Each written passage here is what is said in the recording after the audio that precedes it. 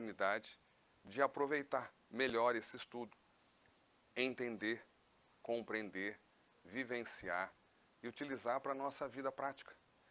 Porque minha esposa costuma brincar comigo, você fala da sua esposa, a minha está lá também, ó, a Kátia está ali. Né, que a gente não pode só esquentar os bancos, né?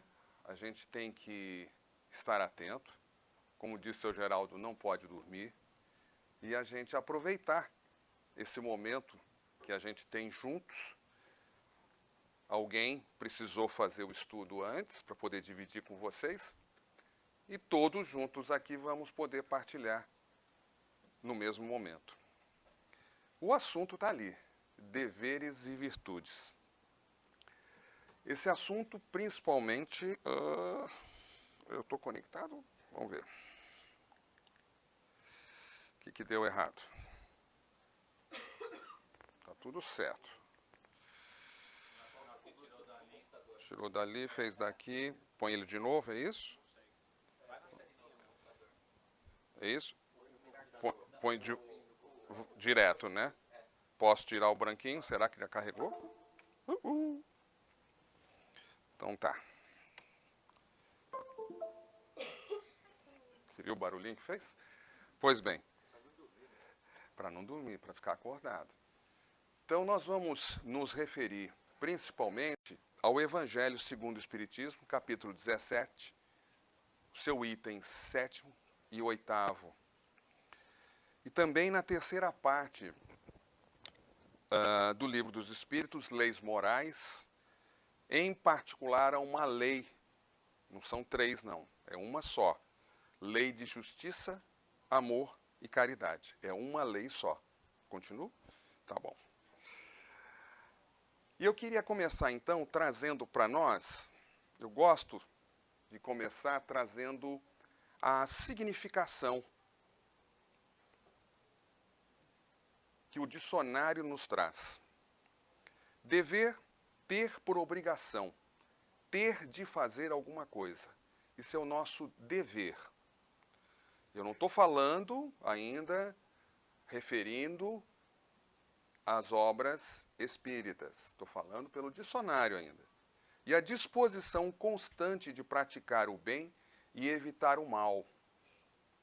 Praticar o bem e evitar o mal, mas está em consonância com a nossa doutrina, né?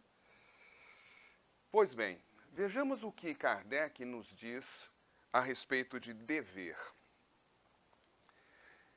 Ele diz o seguinte, no seu capítulo 17, o item 7. O dever é a obrigação moral da criatura para consigo mesmo, primeiro, e em seguida para com os outros. O dever é a lei da vida. Com ele deparamos nas mais ínfimas particularidades como nos atos mais elevados. Na ordem dos sentimentos, o dever é muito difícil de cumprir-se, por se achar em antagonismo com as atrações do interesse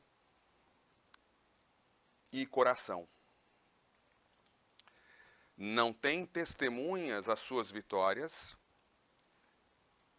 e não estão sujeitas à repressão de suas derrotas. O dever íntimo do homem fica entregue ao seu livre-arbítrio.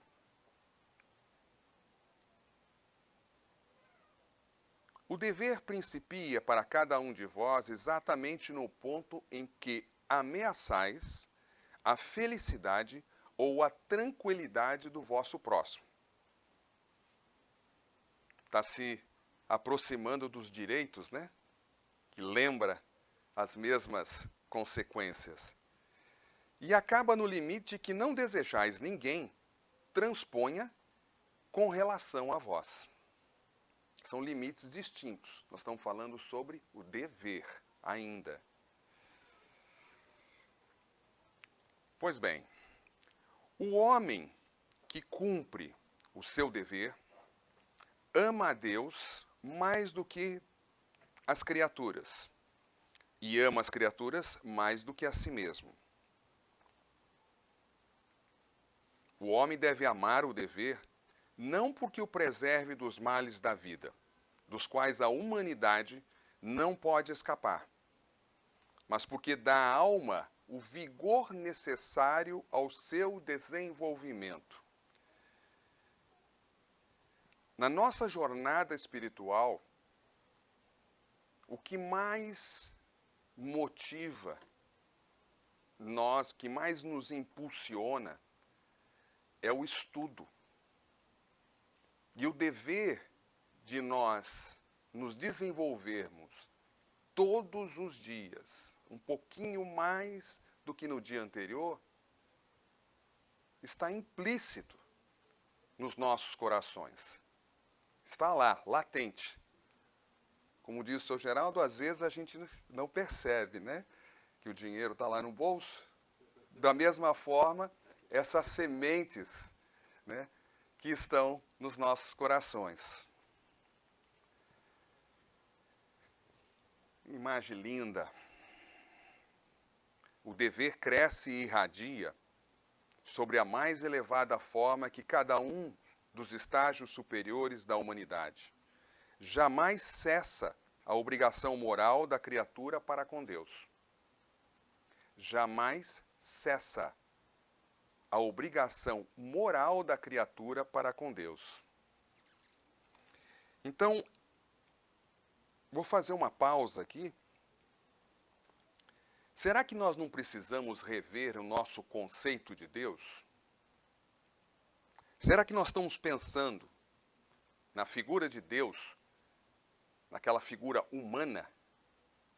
A gente pensa em Deus como um senhor, longas barbas, cabelos brancos, sentado num trono, um cajado na mão, esperando o nosso desencarne para a gente acertar as contas? Durante a nossa infância, da nossa evolução, a gente se acostumou com essa ideia, né? Um dia você vai ter que acertar as contas, chegar lá em cima. Então, o que a gente pede? No livro dos Domínios da Mediunidade, pela psicografia de Chico Xavier, o espírito de André Luiz, ele relata a oportunidade, essa passagem está logo no início, tá? No item 1, nos Domínios da Mediunidade, um livro psicografado em 1954. Pois bem, ele se refere ao benfeitor Albério, que foi convidado para fazer uma palestra. Vejamos o que Albério nos fala a respeito de Deus. Não ignoramos que o universo, a estender-se no infinito, por milhões e milhões de sóis, é a exteriorização.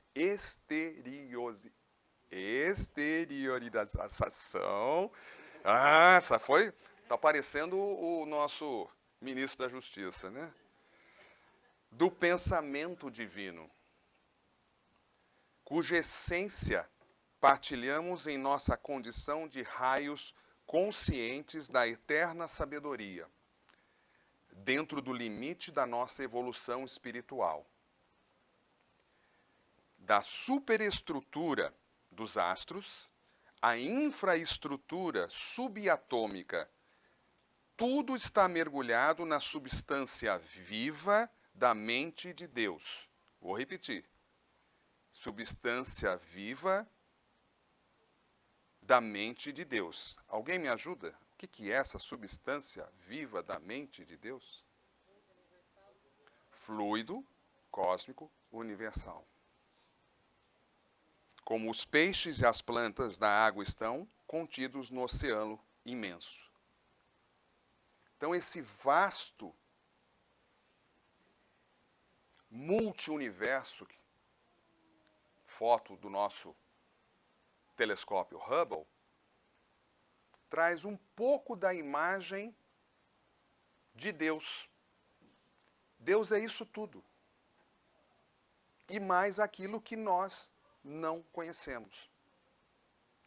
E nós estamos mergulhados, novamente, na substância viva da mente de Deus, que é o fluido cósmico universal.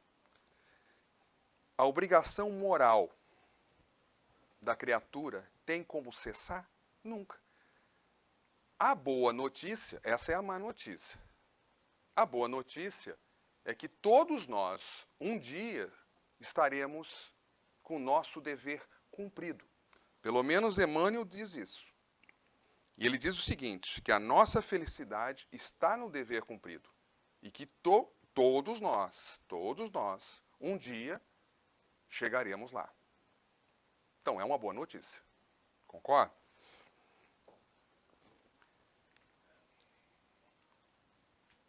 O item 7 foi ditado por Lázaro, em Paris, 1863.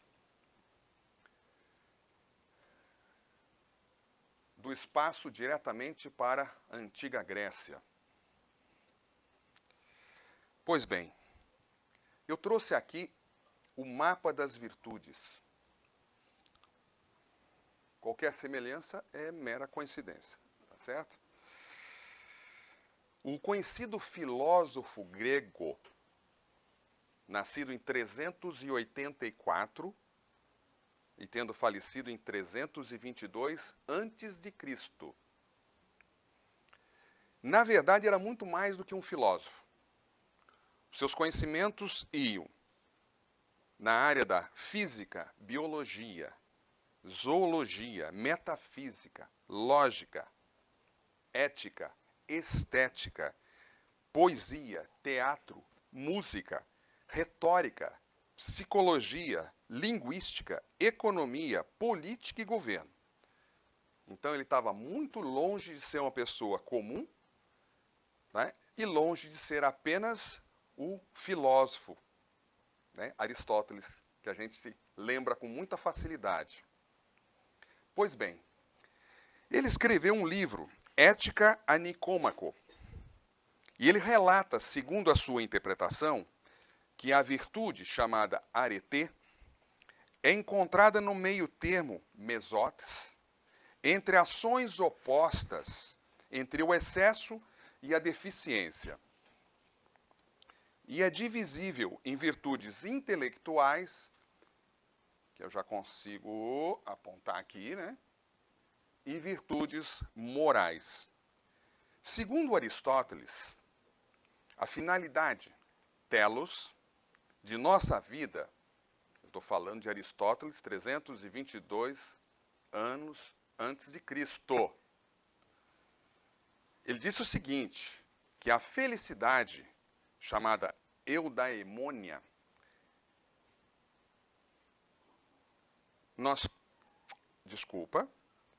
que a finalidade da nossa vida é alcançar a felicidade, chamada eudaimônia. E para alcançarmos a eudaimônia, precisamos viver racionalmente. E viver racionalmente significa viver segundo a virtude. A felicidade se define como a atividade da alma segundo a virtude.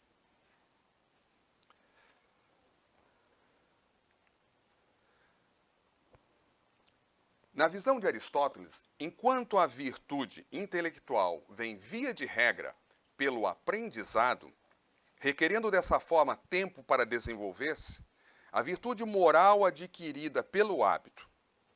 O saber, pouco ou nada, conta na aquisição da virtude.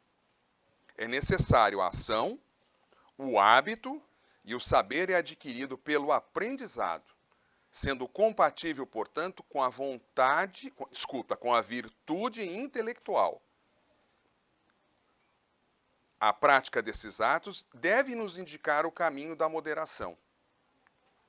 Excesso ou falta devem ser evitados. No Livro dos Espíritos, na questão 780, Kardec pergunta se o progresso moral, vamos chamar aqui de virtude, acompanha sempre o progresso intelectual, dever, ou razão. Tá?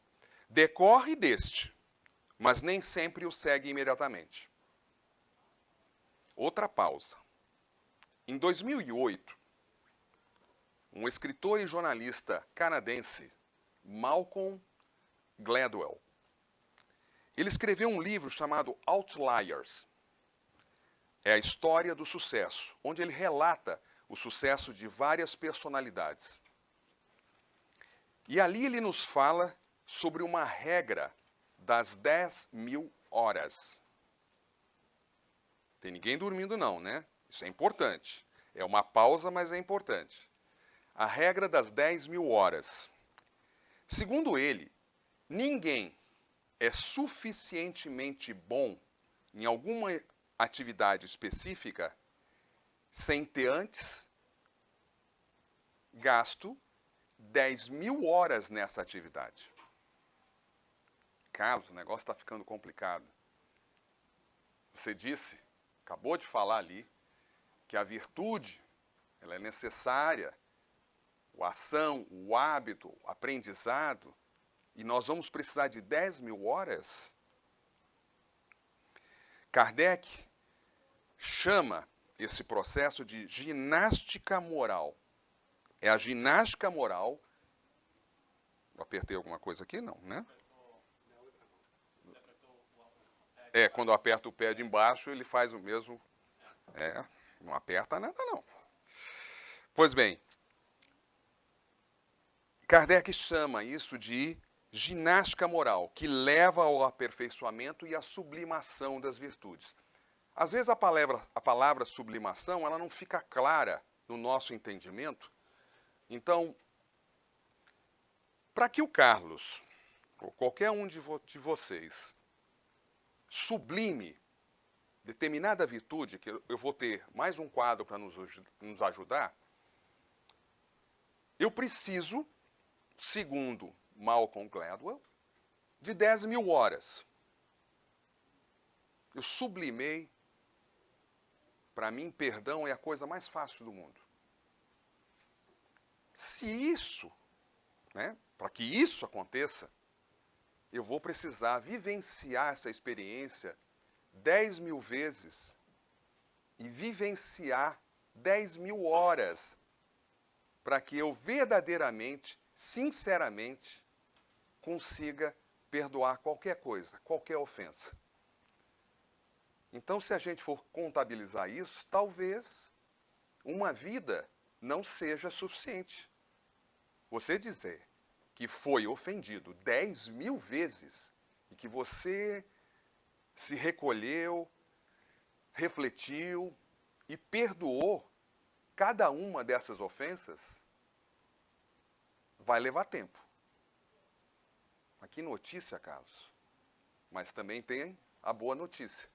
Como nós temos a vida eterna do Espírito, nós vamos chegar lá. Vamos sublimar cada uma das nossas virtudes. Por quê? Porque é uma obrigação moral com quem? Com Deus. Me ajuda, gente. Parece que vocês não estão me acompanhando. E ela cessa? Não. Então, se ela nunca cessa, e Emmanuel deu uma dica para nós. Qual foi a dica de Emmanuel? Que todos nós vamos um dia chegar lá. Tá bom? Opa! Como eu passei antes, eu fiquei sem explicar bem o quadro. Eu resolvi pedir o auxílio dos universitários. Ele está insistindo aqui, desculpa. Agora eu fiz alguma coisa que eu não devia. Tenho certeza que eu encostei aonde não devia aqui de novo.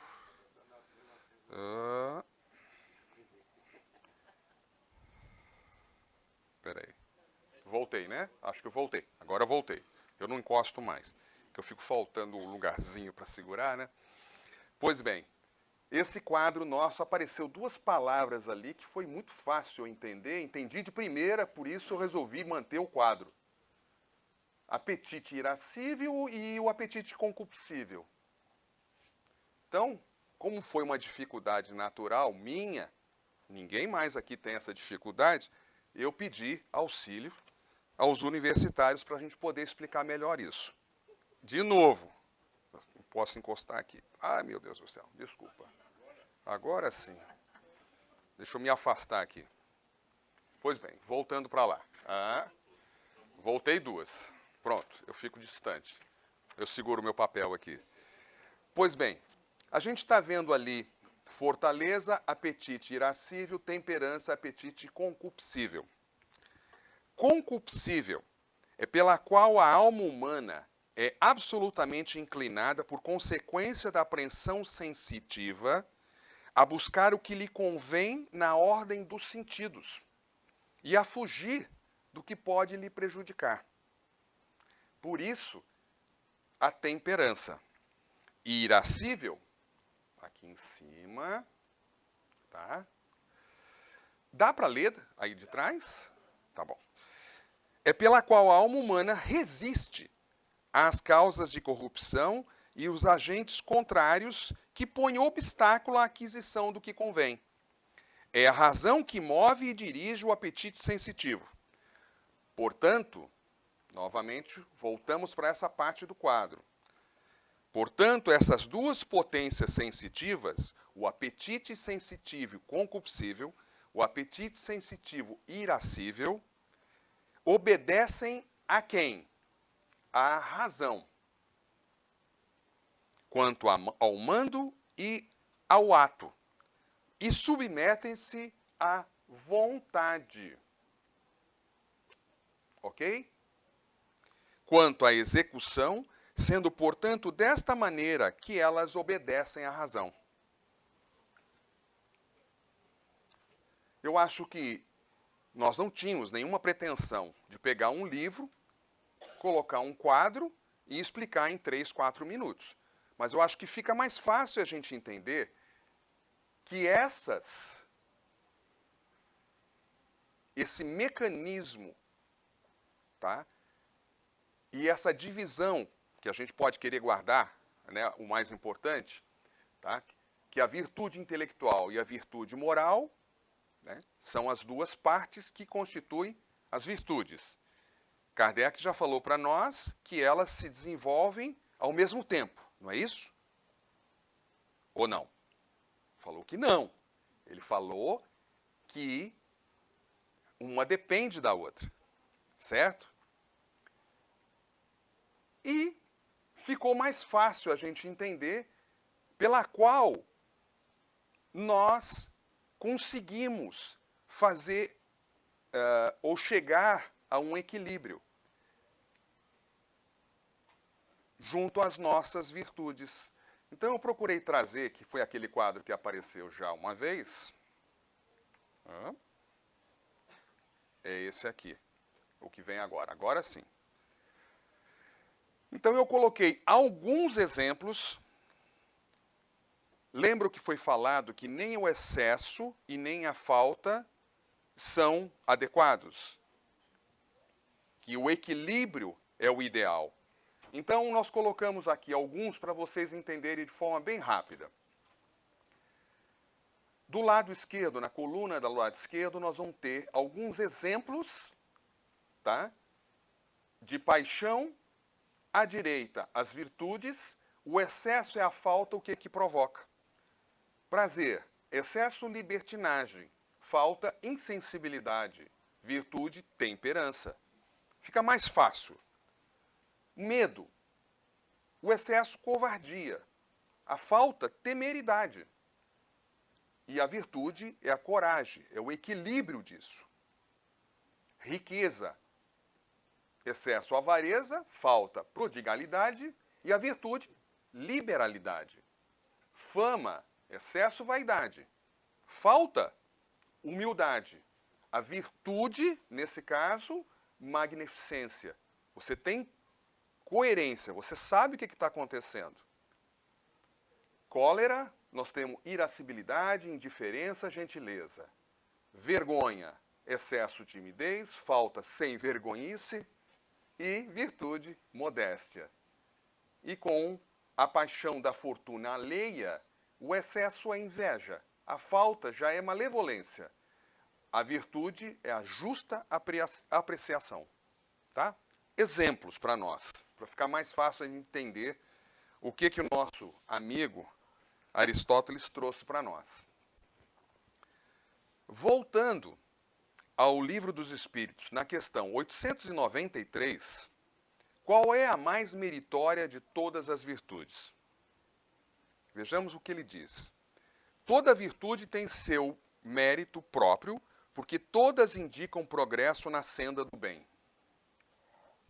Há virtudes sempre que há resistência voluntária ao arrastamento dos maus pendores.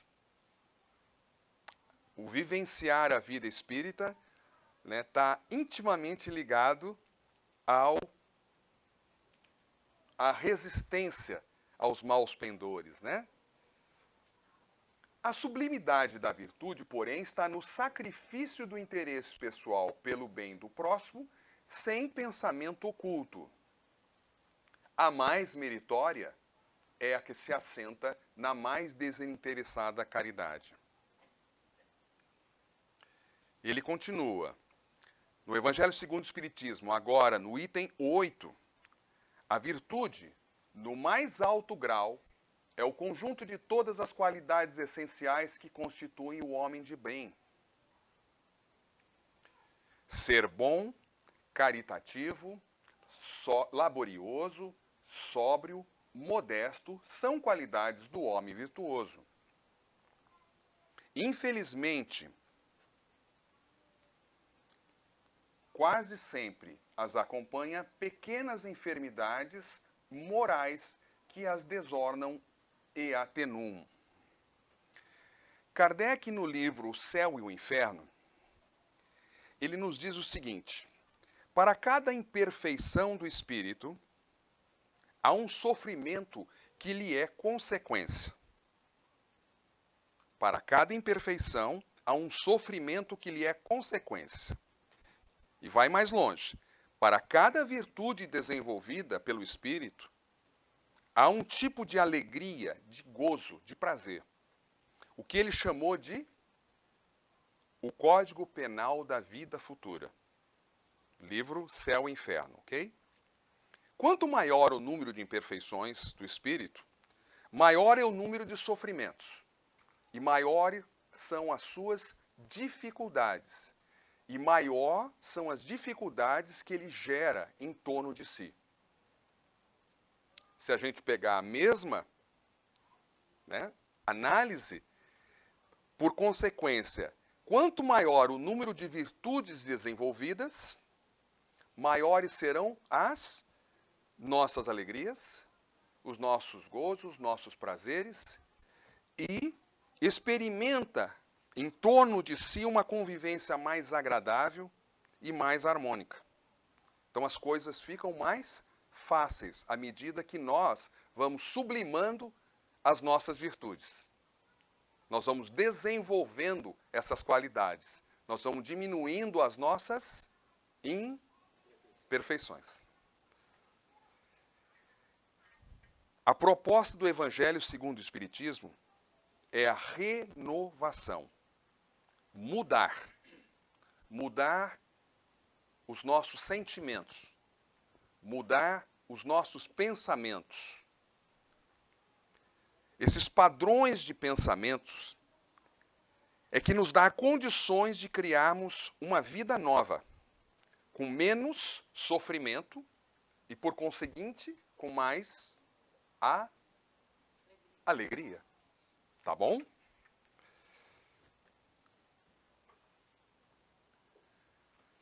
Aprender ou conquistar uma virtude é capacitar-se para pensar, sentir e agir voltado para o bem, para o belo, o verdadeiro e o justo caminho único para se alcançar o bem supremo, a felicidade. E alguém lá, 322 anos de Cristo, falou isso para a gente. Lembra? Ou seja, os bons pensamentos, eles estão sempre conectados. Será que é coincidência isso? É claro que não, né? Continuando. Não foi. Agora sim. A virtude é um estado no qual nossos pensamentos, sentimentos e atos estão de acordo com a lei de Deus. A regra de bem viver, de levar uma vida plenamente realizada, ampla e rica, uma vida que é, de modo característico, humana uma vida feliz. Não é virtuoso aquele que faz da ostentação da sua virtude, pois que lhe falta é a qualidade principal, a modéstia, e tem o vício que mais se lhe opõe. Qual é ele? O orgulho. Quando a gente consegue afastar o egoísmo e o orgulho, as coisas ficam mais fáceis. Então, o Carlos está aqui na condição de orientador. Não. Eu recebi o convite para estudar. Eu pude estudar antes para dividir esse estudo com vocês. Então, isso está falando no íntimo de todos nós, inclusive de quem vos fala. A máxima de que a boca de que fala está mais perto né, para ouvir, né? Então, eu devo estar ouvindo, né, mais vezes ainda, porque a gente precisa ouvir isso. Tá bom? Vamos em frente. Toda a moral de Jesus se resume na caridade e na humildade.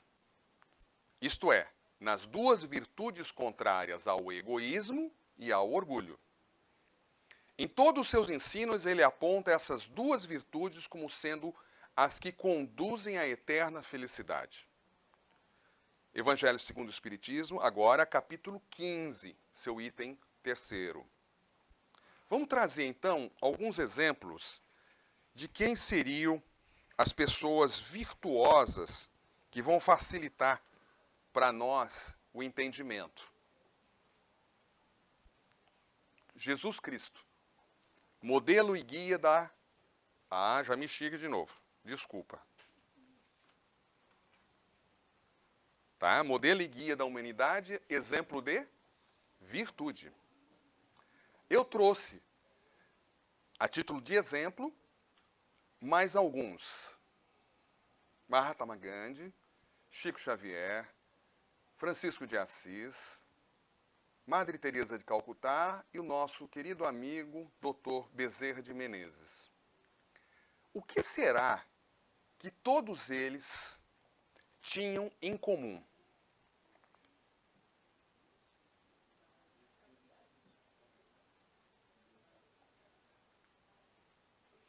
Todos esses homens de bem ignoravam que fossem virtuosos. Deixavam-se ir ao sabor de suas santas inspirações e praticavam bem com desinteresse completo, inteiro esquecimento de si mesmos. A virtude assim compreendida e praticada é que vos convido, meus filhos. As palavras não são minhas, não. A essa virtude verdadeiramente cristã e verdadeiramente espírita é que vos concito a consagrar-vos. Afastai, porém, de vossos corações... Afastai, porém, de vossos corações tudo que seja orgulho, vaidade, amor próprio, que sempre desadornam as mais belas qualidades. Admito de boa mente que o homem que pratica o bem experimenta uma satisfação íntima em seu coração, mas desde que tal satisfação se exteriorize para colher elogios, degenera em amor próprio. Se eu perguntar a cada um de vocês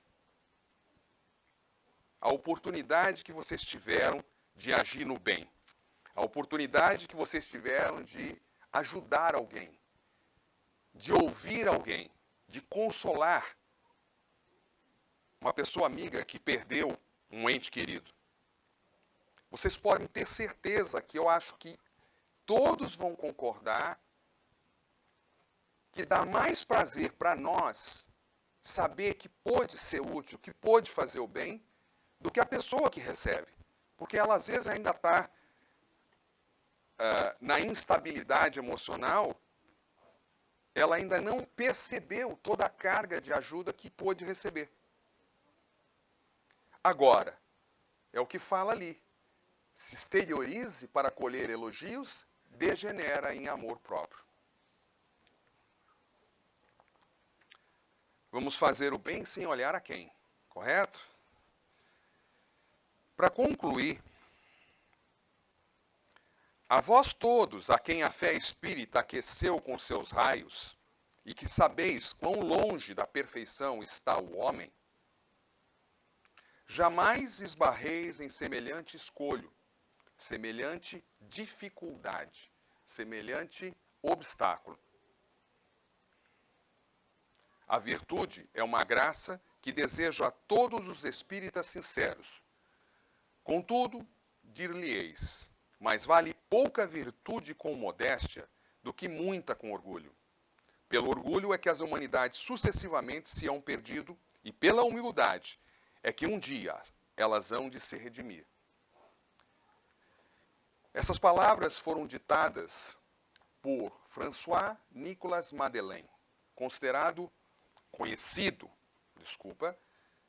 como o Cardeal Morlot.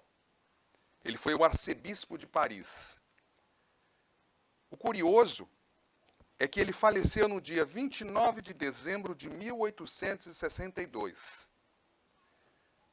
E essas palavras foram ditadas aos médiuns, compiladas por Kardec em 1863, menos de um ano depois.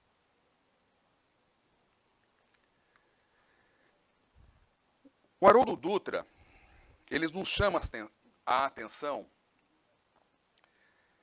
que nós devemos entrar no que ele chama do jogo da reciprocidade. O jogo da reciprocidade. No momento que nós deixarmos de pensar de forma egocêntrica e agirmos de forma egocêntrica, nós vamos entender, vamos compreender que nós devemos devolver um pouco do que nós recebemos em abundância. Nós estamos falando em desenvolver as nossas virtudes, quais são os nossos deveres. Como nós, todos aqui juntos, ainda não sublimamos todas elas, senão não estaríamos aqui, o quanto nós temos sido perdoado, o quanto nós temos sido amado, o quanto nós temos sido ajudado. Então, no jogo da reciprocidade, que ele chama como dessa forma, nós começaríamos a entender que a pequenez nossa atual em relação ao universo. A Terra é um planeta pequenininho comparado com os outros planetas. O sistema solar é muito pequeno comparado a outros sistemas e assim por diante. Então nós devemos pensar de forma diferente. Vamos agir de forma mais recíproca. É um compromisso que a gente está fazendo conosco próprio. Vamos doar um pouco do que nós estamos recebendo com muita abundância. Tá bom? Eu queria fazer uma pergunta. Qual que é a diferença entre o egoísta e o generoso? Posso responder? Vamos lá. O egoísta, ele sempre acha que falta algo. Está faltando. Por isso que ele não pode doar. Por outro lado, o generoso tem sempre o quê? Sempre tem abundância, sempre sobra muito. Para concluir, eu quero trazer para vocês... Não foi. Agora foi. Esse seguinte texto. Acho que vários já conhecem esse texto, mas eu acho importante. Conhece?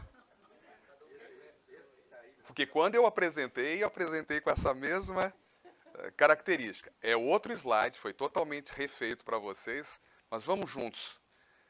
Muitas vezes as pessoas são egocêntricas, ilógicas e insensatas. Perdoe-as a si mesmo. Se você é gentil, as pessoas podem acusá-lo de egoísta, interesseiro. Seja gentil a si mesmo. Se você é vencedor, terá alguns falsos amigos e alguns inimigos verdadeiros. Vença a si mesmo.